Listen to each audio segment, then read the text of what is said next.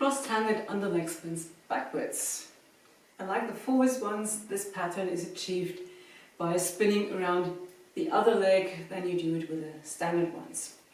So for the basic ones, you were spinning backwards and then from the outside under the same side leg over to the other side. And for these cross-handed ones, you start spinning backwards on the opposite side, on the opposite wheel plane.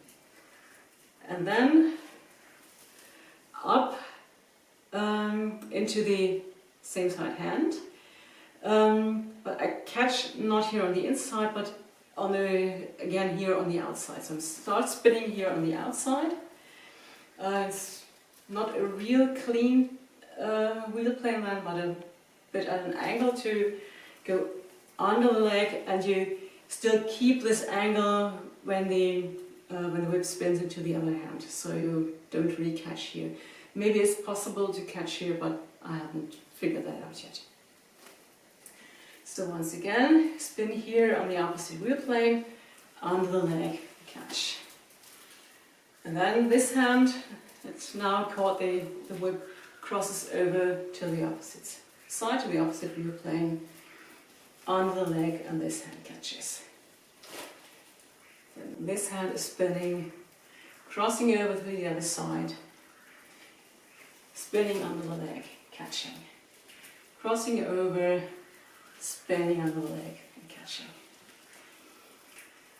When you catch here, just hold your hand in the way, palm facing upwards, and the whip will spin right into your hand.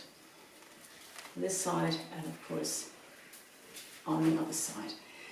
When you do these spins, you will have to let the whip slide a bit through your fingers, because you start a bit shorter length, and then here under the leg you need altogether width lengths to still keep the fibers in the spinning hand, go under the leg and have enough that the other hand can catch. And most of the time the handle end is rather short after you catch it, so during the next spin and when you go to the other side you can let the whip slide a bit through your fingers to get the required length.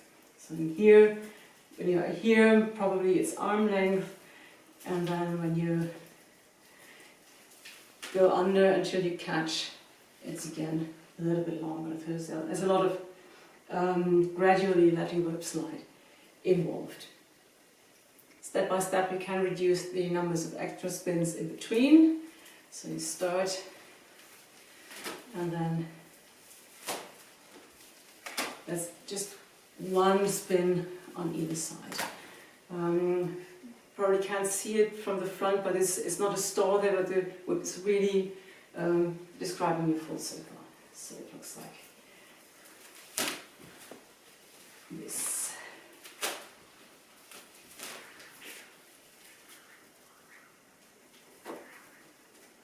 That was it.